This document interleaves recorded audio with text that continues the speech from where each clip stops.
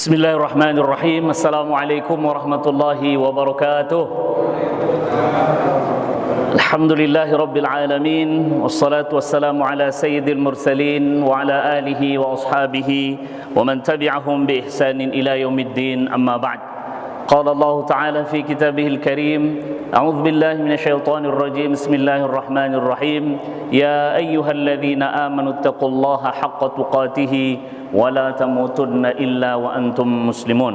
وقال الله تعالى أعوذ بالله من الشيطان الرجيم بسم الله الرحمن الرحيم لقد كان لكم في رسول الله أسوة حسنة لمن كان يرجو الله واليوم الآخر وذكر الله كثيرا صدق الله العظيم. ثم أما بعد. Pertama, kita bersyukur kepada Allah Subhanahu wa taala atas limpahan rahmat yang hingga saat ini Allah berikan. Dengan penuh yakin saat kita mengucapkan alhamdulillah akan sabda Nabi besar Muhammad sallallahu alaihi wasallam, tidaklah Allah memberi nikmat kepada seorang hamba lalu ia katakan alhamdulillah kecuali apa yang Allah berikan lebih baik daripada apa yang sedang berada di tangannya. Selawat bering salam kita junjungkan kepada Nabi besar Muhammad sallallahu alaihi wasallam. Allahumma salli wa sallim ala sayyidina Muhammad. Bapak Ibu jamaah Masjid Duya yang dimuliakan Allah Subhanahu wa taala, Allah Subhanahu wa taala mengutus Nabi besar Muhammad sallallahu alaihi wasallam. Ketika Allah Subhanahu wa taala mengutus Nabi besar Muhammad sallallahu alaihi wasallam, tentulah di situ ada risalah yang akan diterima oleh Nabi Muhammad dan disampaikan kepada kita. Saya lihat jamaahnya ini PPKM. Betul Pak ya? Peserta pengajian kantor, Masya Allah. Dari 100% yang boleh bekerja 50%. Betul? Dari 50% yang sholat potong lagi 50%. Dari yang sholat ikut pengajian potong lagi 50%. Tapi kehadiran jamaah di masjid ini insya Allah dan yakin kita akan sabda Nabi besar Muhammad sallallahu alaihi wasallam, wa majtama'a qaumun fi baitin min buyutillah yatluna kitaballah wa yatadarasunahu fima bainahum illa nazalat alaihimus sakinah wa ghasyiyatuhumur rahmah wa haffathumul malaika wa dzakarahumullahu fi man 'indah. Sungguh kehadiran kita di dalam masjid ini, kita membaca Al-Quran, saling mempelajarinya, maka Rasulullah katakan akan ada ketenangan di dalam diri kita, akan dilimpahkan oleh Allah Subhanahu wa ta'ala rahmatnya, akan dijaga oleh para malaikat, dan yang keempat adalah akan disebut di sisi Allah Subhanahu wa ta'ala. Kehadiran Bapak Ibu di masjid yang kita sebut dengan Masjid Duya ini, semoga Duya tidak hanya sekedar nama, namun Dia yang artinya adalah cahaya, artinya bersinar, hati kita bersinar dan insya Allah bersinar juga di akhirat nanti. Amin ya rabbal alamin. Bapak Ibu jamaah sekalian yang dimuliakan Allah Subhanahu wa taala, kehadiran yang off ini berarti ya, insya Allah yang online juga nanti akan dilihat melalui rekaman yang sudah dipersiapkan oleh panitia ataupun pengurus masjid. Saya ingin menyampaikan sesuai dengan apa yang diamanahkan kepada saya adalah tentang sirah Nabi besar Muhammad sallallahu alaihi wasallam. Ada dua hal yang ingin saya sampaikan. Yang pertama tentang nuzulul Quran, atau lebih tepat kepada Nabi besar Muhammad sallallahu alaihi wasallam adalah nuzulu al-wahyi, turunnya wahyu kepada Nabi besar Muhammad sallallahu alaihi wasallam. Jika waktu kita masih ada, maka saya akan menyampaikan tentang dakwah secara sembunyi-sembunyi. Bapak Ibu sekalian yang dimuliakan Allah Subhanahu wa taala, diriwayatkan oleh Al-Imam Bukhari dan disampaikan oleh Sayyidah Aisyah bagaimana awal mula turunnya wahyu kepada Nabi besar Muhammad sallallahu alaihi wasallam. Dikatakan oleh Sayyidah Aisyah, awwalu ma budi'a al-wahyu ar-ru'ya as-salihah. Awal mula turunnya wahyu itu adalah mimpi yang baik. Nabi besar Muhammad sallallahu alaihi wasallam sering bermimpi dan mimpi itu adalah mimpi yang baik. Bagaimana mimpi yang baik? Ar-ru'ya as-salihah. Ar-ru'ya as-salihah dikatakan ketika seorang bermimpi dan ia bangun, terasa hatinya ini lapang, terasa suasana itu cerah. Itu disebut dengan ar-ru'ya as-salihah. Jadi Nabi kita Muhammad sallallahu alaihi wasallam sebelum diangkat menjadi nabi, sebelum turun wahyu kepada beliau, Rasulullah sallallahu alaihi wasallam dikatakan oleh Sayyidah Aisyah bermimpi, dan mimpinya adalah mimpi-mimpi yang baik. Dan ini adalah merupakan etapa untuk mendapatkan wahyu dari Allah Subhanahu wa taala. Lalu Nabi besar Muhammad sallallahu alaihi wasallam habbaba ilaihil khala. Ada rasa suka, ada keinginan untuk menyendiri. Maka Nabi besar Muhammad sallallahu alaihi wasallam mempersiapkan bekal yang sudah disiapkan oleh Sayyidah Khadijah untuk dibawa ke gua yang kita kenal dengan gua Hira, di sebuah bukit ataupun gunung yang disebut dengan Jabal Nur. Rasulullah membawa bekal yang sudah disiapkan oleh Sayyidah Khadijah. Habbaba ilaihil khala. Rasulullah suka untuk menyendiri. Untuk apa menyendiri? Ini yang perlu. Bukan untuk menghayal. Namun disebutkan dalam riwayat ini fayatahannatsu, fayata'abbadu. Artinya Rasulullah sallallahu alaihi wasallam di bukit tersebut, di gua Hira, untuk ta'abbud, tahannuts, benar-benar beribadah kepada Allah Subhanahu wa taala, kepada pencipta alam semesta ini. Beberapa hari ataupun beberapa malam. Dalam riwayat disebutkan seperti itu, yang menunjukkan tidak terlalu lama dan tidak juga terlalu sebentar. Jika habis bekal, Rasulullah turun mengambil bekal dari Sayyidah Khadijah dan naik lagi, hingga datanglah sosok yang disebutkan dalam riwayat hatta ja'ahul haq, hingga datang hak kepada Nabi Muhammad di gua Hira tersebut. Lalu ia berkata, di gua yang tadi Nabi besar Muhammad sallallahu alaihi wasallam sendiri merenungkan ciptaan Allah Subhanahu wa taala, memikirkan suasana daripada kota Makkah dengan penduduknya. Di saat seperti itu datang sosok yang Nabi Muhammad tak tahu siapa sosok itu.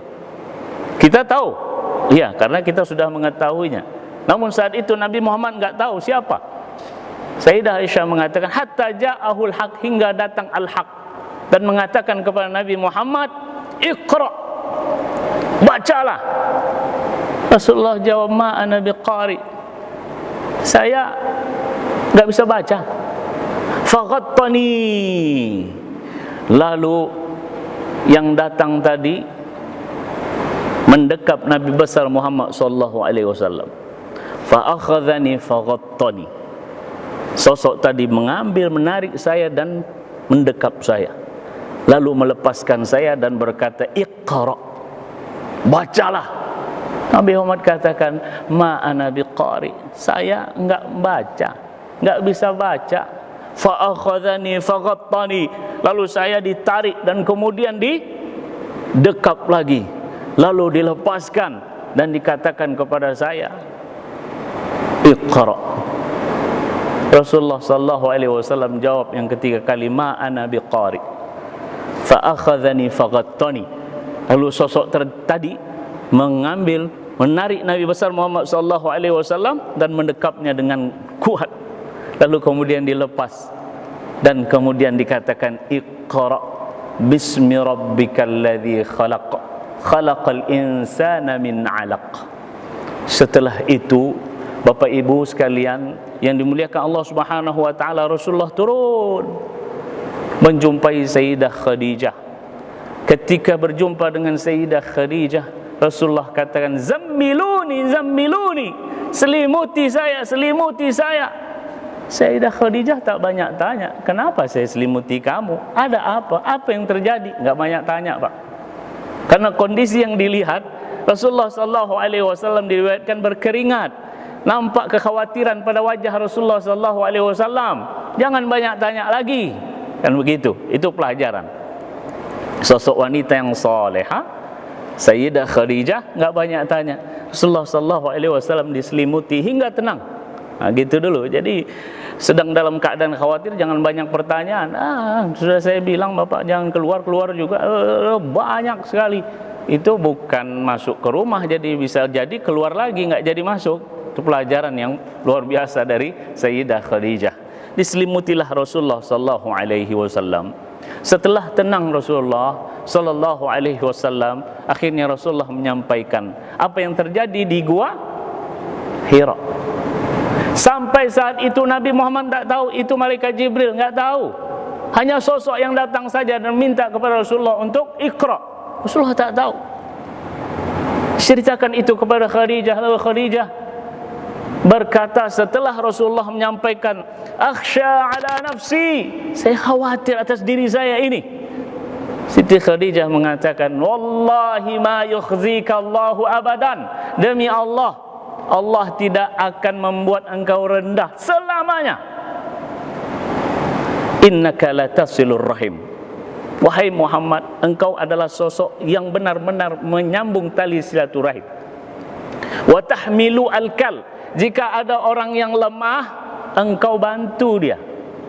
Wa taksibul ma'dum, jika ada orang yang tak mampu, engkau berusaha agar orang itu mampu. Wa tuqrid dhaif, engkau memuliakan tamu. Wa tu'inu ala nawaibil haq, dan engkau menolong orang-orang yang tertimpa bencana. Yakin Siti Khadijah bahwasanya jangan khawatir Nabi Muhammad SAW. Kenapa? Karena hal ini telah engkau lakukan. Allah tidak akan membuat engkau rendah. Kenapa tadi Pak? Nah, ini yang perlu kita ikuti. Tasilur rahim, menyambung tali silaturahim. Yang kedua, tahmilul kal. Ada orang-orang yang lemah, ada orang-orang yang miskin, bantu. Wa taksibul ma'dum, ada orang yang tak mampu sama sekali, tak punya. Apalagi kondisi sekarang kita ini Pak ya, PPKM level 4, di mana orang berjualan susah, yang tentunya hasilnya berbeda dengan yang lalu saat normal, kan begitu Pak. Ada orang yang tak mampu, kita kemana enak Bapak, tiap bulan dapat gaji, mau level 4, mau level 10, tiap bulan dapat gaji. Sementara yang berjualan kan banyak, sementara yang ya banyaklah kita lihat kondisi sekarang ini. Rasulullah SAW diyakini oleh Siti Khadijah, engkau menolong orang yang tak punya, engkau menghormati para tamu, engkau menolong orang-orang yang tertimpa musibah. Itu yang dikatakan oleh Sayyidah Khadijah, menenangkan hati Nabi besar Muhammad SAW. Sampai saat itu juga Rasulullah tak tahu siapa yang datang, Siti Khadijah juga tak tahu siapa yang datang itu. Sayyidah Khadijah menyampaikan kata-kata yang membuat Rasulullah tenang, namun juga yang luar biasa, mencari solusi lain. Apa itu? Peristiwa yang terjadi di Gua Hira itu apa? Maka Siti Khadijah mempunyai solusi. Kita jumpai anak paman saya. Siapa anak paman yang akan dijumpai oleh Siti Khadijah bersama Rasulullah SAW? Waraqah bin Naufal. Jadi tidak hanya perkataan saja, ada solusi lain. Apa yang terjadi ini harus dijelaskan. Apa ini? Maka dijumpailah dengan Waraqah bin Naufal. Rasulullah bersama Siti Khadijah, ataupun Siti Khadijah membawa Nabi SAW berjumpa dengan Waraqah bin Naufal. Saat jumpa, Siti Khadijah menyampaikan, dengarkanlah dari Muhammad SAW apa yang terjadi padanya. Nabi Muhammad menceritakan Bapak Ibu kepada Waraqah bin Naufal. Lalu Waraqah bin Naufal menyampaikan. Dari sinilah kita tahu bahwasanya yang mendatangi Rasulullah di Gua Hira itu adalah malaikat. Siapa yang menjelaskan? Waraqah bin Naufal dalam riwayat ini, di mana Waraqah bin Naufal mengatakan, hadzan namus alladzi nazzalallahu ala Musa. Sesungguhnya ini adalah malaikat Jibril. Sesungguhnya ini adalah malaikat yang diturunkan Allah Subhanahu wa taala juga kepada Nabi Musa alaihi salam. Jelas ini Pak ya? Jadi Rasulullah SAW tidak menunggu-nunggu, enggak, tidak menanti dan tidak mencari-cari. Rasulullah tak tahu itu. Namun ketika diterangkan oleh Waraqah bin Naufal, itu adalah malaikat yang juga turun kepada Nabi Musa alaihi salam. Laitani jaz'an laitani hayyan. Saya mengharap saya kuat, saya mengharap saya hidup. Kenapa dikatakan saya mengharap saya kuat, saya mengharap saya hidup oleh Waraqah bin Naufal? Karena Waraqah bin Naufal saat itu adalah sosok yang sudah tua. Yang kedua, dia buta. Dan dia adalah termasuk ahli kitab yang bisa menulis kitab suci dengan huruf Ibrani ataupun bahasa Ibrani, bahasa Israel. Dia katakan seperti dia tua, ini saya tekankan sekali lagi, dia tua dan dia buta. Namun harapannya apa? Laitani jaza'an, saya mengharap saya kuat. Laitani hayyan, saya mengharap saya hidup. Idh yukhrijuka qaumuk, ketika kaum engkau mengusir engkau. Dari cerita wahyu tadi, Waraqah bin Naufal sudah bisa membaca dan menjelaskan sesungguhnya Nabi Muhammad kelak nanti akan diusir oleh siapa? Kaumnya sendiri.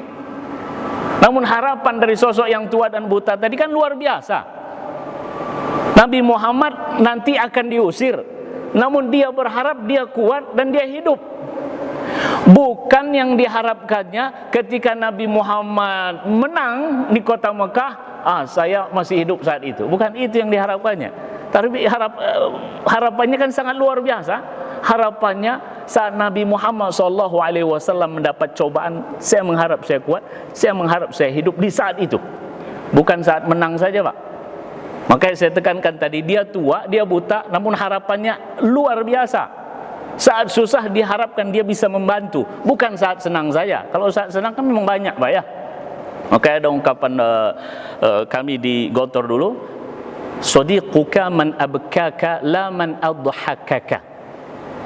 Sadiq, teman kamu adalah orang yang membuat engkau menangis, bukan orang yang membuat engkau selalu tertawa. Maksudnya mengingatkan kepada Allah. Saat kita berbuat maksiat diingatkan. Kalau yang membuat tertawa yang banyak. Dalam keadaan senang kita banyak orang yang suka. Namun dalam keadaan susah, kondisi-kondisi sekarang ini itu menguji sadiq, saudara, teman, diuji kita di situ. Nah, Bapak Ibu sekalian dimuliakan Allah Subhanahu wa taala, pelajaran yang sangat luar biasa dari Waraqah bin Naufal. Laitani jaza'an laitani hayyan idh yukhrijuka qaumuk. Saya mengharap saya kuat, saya mengharap saya hidup saat engkau diusir oleh kaum engkau. Nabi Muhammad ketika mendengar itu lalu berkata, "Awa mukhrijiyahum? Apakah kaum saya itu akan mengeluarkan saya? Apakah kaum saya akan mengusir saya nanti?" Rasulullah bertanya dengan heran, ini kaum saya kenapa mengusir saya? Oh benar kaum saya akan mengusir saya? Dijawab oleh Waraqah bin Naufal, tidak ada orang yang membawa seperti apa yang engkau bawa nanti, kecuali dia akan disakiti. Ternyata Bapak Ibu yang dimuliakan Allah Subhanahu wa taala, dakwah Nabi besar Muhammad SAW jauh hari sudah disampaikan akan menghadapi banyak cobaan. Namun yang luar biasa harapan daripada seorang yang tua bisa membantu. Tentunya kita akan lebih daripada itu. Bapak Ibu yang dimuliakan Allah Subhanahu wa taala, tak lama sesudah itu Waraqah bin Naufal tak sampai pada masa Nabi besar Muhammad SAW diusir. Diusir ini tentunya pada peristiwa hijrah Nabi besar Muhammad SAW. Waraqah bin Naufal tidak ada di situ karena memang sudah meninggal. Dan wahyu turun. Malaikat ini adalah malaikat Jibril, dan itu pertanda Nabi kita Muhammad SAW diangkat sebagai Nabi dan Rasul di umur saat itu 40 tahun. Ketika Allah Subhanahu wa taala berfirman, masuk kita kepada dakwah secara sembunyi-sembunyi, ya ayyuhal muddathir qum fa'anzir wa rabbaka fakabbir wa thiyabaka fatahhir. Wahyu turun itu adalah perintah. Kalau saya mengibaratkan sekarang ini adalah Al-Quran itu yang bersama kita. Kalau Nabi Muhammad SAW turun kepada wahyu, di situ ada perintah untuk berdakwah, maka kita sekarang ini ada sesuatu yang ditinggalkan oleh Nabi Muhammad SAW adalah Al-Quran. Dan apa yang ada di Al-Quran itu ada perintah. Dalam Al-Quran ada larangan, dalam Al-Quran ada anjuran, dalam Al-Quran ada kisah dan lain sebagainya. Tentunya jika ada perintah kita lakukan, jika ada larangan tentu kita tinggalkan. bentuk usaha untuk mencapai ketakwaan kepada Allah Subhanahu wa taala. Rasulullah sallallahu alaihi wasallam diperintahkan Allah kemudian untuk berdakwah setelah mendapatkan wahyu. Ya ayyuhal mudaththir, ini adalah ayat yang menunjukkan dakwah secara sembunyi-sembunyi, bukan diam-diam. Kalau diam-diam tak bersuara nanti. Jadi secara sembunyi-sembunyi. Dalam bahasa Arab disebut dakwah sirriyah, secara rahasia. Jadi orang yang didakwah ini diyakini akan kenyamanan untuk bisa disampaikan, diyakini bahwasanya dia akan menerima, diyakini bahwasanya orang yang disampaikan ini tidak akan menyakiti. Maka Rasulullah sallallahu alaihi wasallam setelah perintah, ya ayyuhal muddaththir qum fa'anzir, hai orang yang berselimut, tegak berdiri, berilah peringatan. Wa rabbaka fakabbir, dan hanya Tuhanmu lah engkau agungkan. Karena nanti saat engkau berdakwah pasti akan mendapat cobaan. Saat engkau berdakwah nanti pasti akan mendapat rayuan dan godaan. Wa rabbaka fakabbir, hanya Tuhanmu lah engkau besarkan. Dalam uslub bahasa Arab ini disebut dengan mendahulukan sesuatu yang pada dasarnya berada di akhir. Karena wa rabbaka ini adalah maf'ul. Maf'ul posisinya di akhir. Namun dikedepankan wa rabbaka menunjukkan akan pentingnya menanamkan Allah di dalam diri kita. Dan itu disampaikan kepada Nabi besar Muhammad sallallahu alaihi wasallam, wa rabbaka fakabbir. Genderang untuk dakwah secara sembunyi-sembunyi. Maka Rasulullah sallallahu alaihi wasallam memulai dengan orang yang terdekat. Ini bisa kita jadikan pelajaran juga dan hikmah Bapak Ibu. Rasulullah mengajak orang yang terdekat, paling dekat. Siapakah dia? Tentu istri beliau, Rasulullah sallallahu alaihi wasallam, Sayyidah Khadijah. Istri adalah orang paling dekat dan paling terdekat. Maka Nabi Muhammad sallallahu alaihi wasallam mengajak yang pertama adalah Khadijah. Khadijah dalam sebuah riwayat dikatakan malaikat mengajarkan Rasulullah berwudu. Maka orang pertama sesudah Nabi Muhammad SAW mengetahui berwudu adalah Siti Khadijah. Ketika Rasulullah SAW diajarkan solat oleh malaikat, maka orang pertama yang melakukan solat sesudah Nabi Muhammad adalah Siti Khadijah. Maka dikatakan bahwasanya Sayyidah Khadijah adalah wanita pertama yang masuk Islam. Sayyidah Khadijah adalah orang pertama yang masuk Islam. Sesudahnya siapa lagi orang yang terdekat berada di dekat Rasulullah SAW?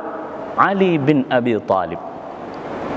Ali bin Abi Thalib ketika itu umurnya 10 tahun. Maka dikatakan dia adalah seorang anak yang pertama masuk Islam. 10 tahun. Ali bin Abi Thalib. Bin Abi Thalib, anaknya Abu Thalib, pamannya Rasulullah sallallahu alaihi wasallam. Pernah suatu ketika Rasulullah mengajak Ali bin Abi Thalib untuk sholat. Tapi tidak seperti kita sekarang ini, Pak.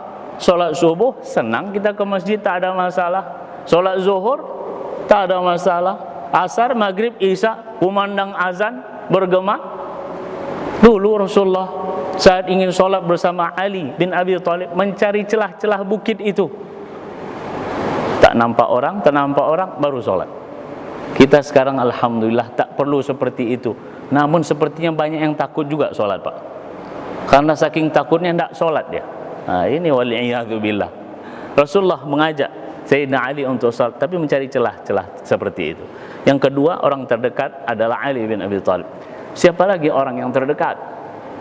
Adalah Zaid bin Harithah. Dia adalah sosok hamba, disebut dengan hibbu Rasulillah, maula Rasulullah sallallahu alaihi wasallam. Disebut Zaid bin Harithah ini adalah orang yang dicintai oleh Nabi Muhammad sallallahu alaihi wasallam. Maula itu hamba sahaya yang membantu Nabi Muhammad sallallahu alaihi wasallam. Dan disebut juga anak angkat. Namun perjalanan waktu Rasulullah dilarang untuk mengangkat anak. Maksudnya mengangkat anak ini adalah Zaid bin Muhammad disebutnya nanti, enggak boleh. Kalau bapaknya Harithah ya sudah tetap Harithah, maka namanya Zaid bin Harithah. Jika salah satu daripada kita ini mengangkat anak, maka anak itu tetap disebut dengan nama bapaknya. Enggak boleh kita memberi nama anak itu dengan binnya kita, karena dia bukan anak kandung kita, nggak boleh. Suatu ketika Zaid bin Harithah didatangi oleh keluarganya, oleh pamannya. Disampaikan kepada Nabi Muhammad SAW, sesungguhnya kami akan membawa Zaid bin Harithah dan akan kami bayar. Rasulullah katakan, sampaikan saja kepada Zaid bin Harithah, jika ia mau ikut, bawalah, nggak usah bayar. Maka keluarga daripada Zaid bin Harithah ini menyampaikan kepada Zaid bin Harithah, wahai Zaid bin Harithah, ayo pulang kita. Apa jawaban Zaid bin Harithah, Pak? Sebelum jawaban Zaid bin Harithah, jikalah salah satu daripada kita ini, jikalah salah satu daripada kita, kita bersama Nabi Muhammad di rumahnya. Nah, ini umpama, Pak, ya. Tentu Nabi Muhammad sudah meninggal dan dikuburkan di Madinah. Jikalah kita hidup di rumah bersama Nabi Muhammad SAW, ataupun di rumah Nabi Muhammad SAW bersama Nabi Muhammad, diajak oleh keluarga kita pulang, kita mau nggak, Pak? Itulah jawaban Zaid bin Harithah, nggak mau saya. Sesungguhnya orang yang bersama saya ini adalah orang yang terbaik dan tak ada orang yang lebih baik daripada dia, kata Zaid bin Harithah. Sebagai keluarga Zaid bin Harithah, sebagai paman daripada Zaid bin Harithah, tentunya ada marah. Lebih senang menjadi budak engkau nih daripada menjadi orang merdeka, kata keluarganya. Namun apa yang dirasakan oleh Zaid bin Harithah lebih daripada apa yang mereka bayangkan. Kebahagiaan bersama sosok yang jelas masuk surga, Muhammad SAW. Maka saya katakan tadi, jikalah kita ini hidup bersama Nabi Muhammad, di rumah Nabi Muhammad, keluarga kita mengajak pulang, kalau saya sendiri nggak mau. Semoga kita dipertemukan dengan Nabi besar Muhammad SAW kelak. Yang keempat adalah teman dekat. Nah, jadi memang dekat-dekat semua. Yang nyaman untuk diajak, yang aman untuk diajak. Kalau tidak aman, nanti ini dakwah masih sembunyi-sembunyi, tahu-tahu diberitakan dan lain sebagainya, akhirnya terjadilah peristiwa yang tidak diharapkan. Maka diajak teman yang paling dekat. Siapakah teman tersebut? Kita yakin, dan saya yakin Bapak Ibu akan menjawab, Abu Bakar radhiyallahu anhu, yang namanya adalah Abdullah bin Uthman bin Amir bin Amru, atau Abdullah bin Abi Quhafah. Ya, Uthman nama bapaknya, diberi kunyah dengan Abu Quhafah. Ini namanya Abdullah bin Uthman bin Amir bin Amru. Tak pernah kita dengar nama Abu Bakar. Inilah nama Abu Bakar yang sebenarnya. Abu Bakar adalah panggilan terhadap sosok yang bernama Abdullah bin Uthman. Diajak oleh Rasulullah SAW, orang yang terdekat, teman yang terdekat.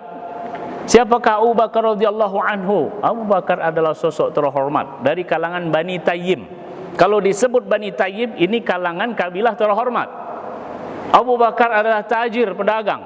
Abu Bakar adalah sosok yang disukai oleh seluruh jenjang masyarakat. Anak muda suka ngobrol dengan Nabi Muhammad SAW. Para bisnismen suka berbicara dengan orang tua, suka berbicara dengan anak kecil, suka berbicara dengan Abu Bakar radhiyallahu anhu. Memang tipe orang kan ada yang seperti itu, Pak. Kalau kita berbicara dengan dia, kita nggak mau tegak sampai dia menyelesaikan pembicaraannya, karena enak didengar. Begitulah Abu Bakar radhiyallahu anhu, tutur katanya baik.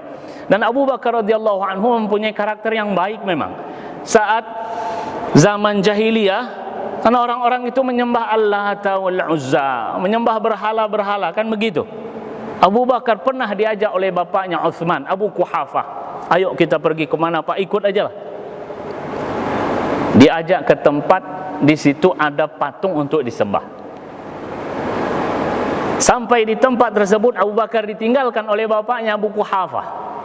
Saat itu Abu Bakar radhiyallahu anhu berhadapan dengan patung dan bertanya, dan menyampaikan kata-kata kepada patung. Wahai patung, saya lapar, beri saya makan. Kira-kira patungnya bergerak cari makan atau tidak, Pak?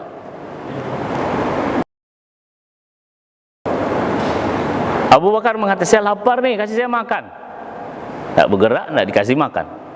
Wahai patung, saya mau pakaian, beri saya pakaian. Enggak juga bergerak patung. Kalau bergerak patung lari kita, Pak, ya. Enggak juga bergerak. Akhirnya didoronglah patung itu. Kalau Abu Bakar meninggal, saat itu nggak pernah lagi Abu Bakar mendatangi tempat yang di situ orang-orang menyembah berhala. Maka Bapak Ibu sekalian dimuliakan Allah Subhanahu wa taala, ini teman terdekat diajak oleh Nabi Muhammad sallallahu alaihi wasallam, dan luar biasa Abu Bakar tak ada tanya, tak ada ragu, tak ada maju mundur. Sehingga Rasulullah sallallahu alaihi wasallam pernah menyampaikan, "Ma da'autu ahadan qad illa walahu nazar." Tak ada satupun orang yang saya ajak kecuali dia tanya-tanya. Illa Abu Bakrin, kecuali Abu Bakar, la akam, nggak ada tanya-tanya, nggak ada ragu, nggak ada maju mundur. Yes, saya ikut. Begitulah Pak.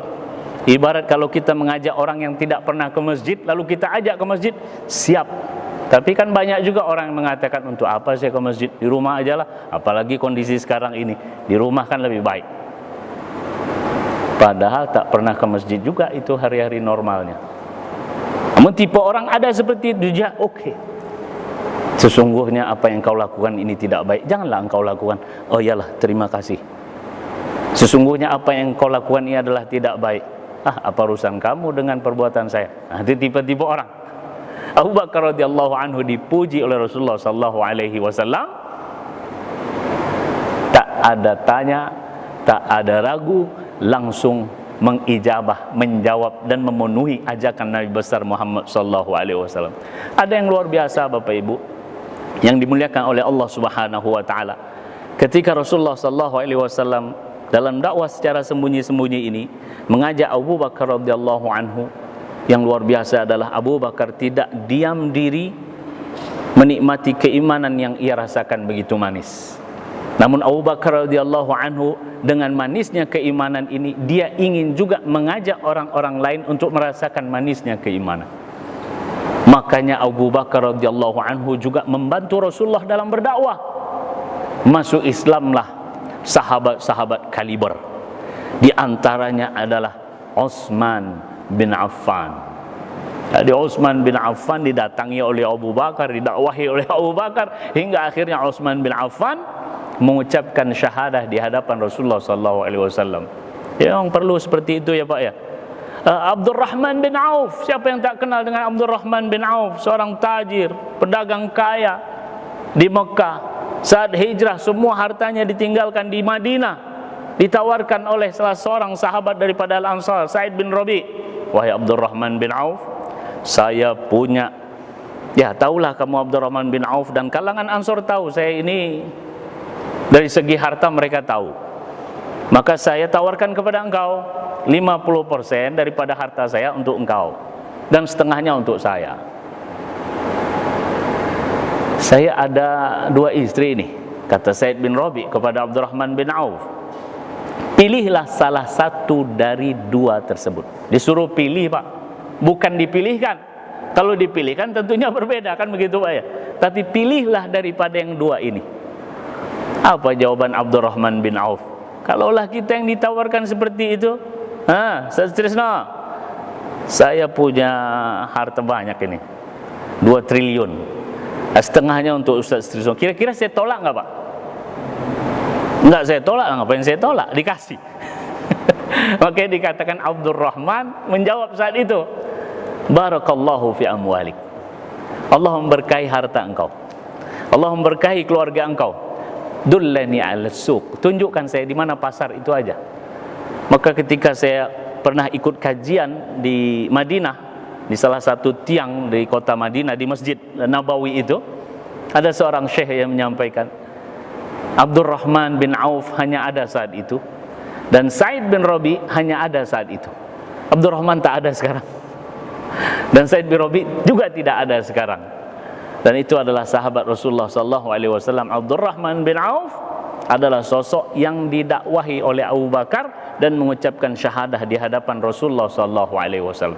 Az-Zubair ibnu Awam, Talhah bin Zubair. Ini nama-nama, kalau kita lihat nama-nama para sahabat, ini sahabat-sahabat kaliber. Bahkan dikatakan lebih daripada setengah. Kan ada disampaikan kepada kita 10 sahabat yang diberitakan masuk surga. Lebih dari 5 di antara 10 itu adalah atas dakwah Abu Bakar radhiyallahu anhu. Jadi Abu Bakar radhiyallahu anhu kalangan terhormat, kalangan kaya, dakwahnya juga kepada kalangan orang-orang yang terhormat, juga kalangan orang-orang kaya. Apakah terbatas seperti itu saja? Enggak. Maka saya ingin menegaskan, ini karena dia orang kaya, orang terhormat, maka dia dakwahnya kepada orang kaya dan terhormat saja? Enggak. Abu Bakar radhiyallahu anhu juga mendakwahi Bilal bin Rabah. Siapa yang tak kenal Bilal bin Rabah? Seorang hamba sahaya yang pernah disiksa habis-habisan. Penyiksaannya itu kalau kita rasakan sekarang, kita tidak akan mampu hidup mungkin. Ditarik keliling oleh anak-anak, keliling Ka'bah di atas pasir yang panas, dipakaikan baju besi, dijemur di bawah terik matahari tanpa menggunakan baju, dipakai baju besi, dijemur juga di bawah terik matahari. Dan tuannya saat itu namanya Umayyah bin Khalaf. Bilal bin Rabah juga sosok sahabat yang didakwai oleh Abu Bakar radhiyallahu anhu dan bersyahadah di hadapan Rasulullah sallallahu alaihi wasallam. Bapak Ibu yang dimuliakan Allah Subhanahu wa taala, pelajaran yang bisa kita ambil di sini adalah, jikalau kita merasakan nikmatnya salat di masjid, ajaklah orang-orang terdekat dari kita. Jikalau kita merasakan nikmatnya salat tepat waktu, maka ajaklah orang yang paling dekat dengan kita. Jika kita merasakan nikmatnya bersedekah, berinfak, dan melakukan perbuatan-perbuatan baik lainnya, maka ajaklah orang yang terdekat dari kita.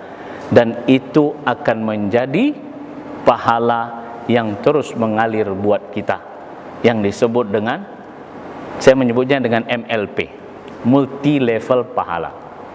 Selagi orang yang kita ajak, yang sebelumnya tidak melakukan itu, tak pernah ke masjid, kita ajak dia ke masjid, lalu dia sholat ke masjid, setiap dia ke masjid, langkah kakinya dapat dia pahala mengalir kepada kita. Dia ajak yang lain untuk melakukan sholat di masjid, orang yang lain itu melangkahkan kakinya sholat di masjid, setiap apa yang ia lakukan itu juga mengalir kepada yang mengajak, dan mengalir kepada kita, orang pertama yang mengajak. Subhanallah.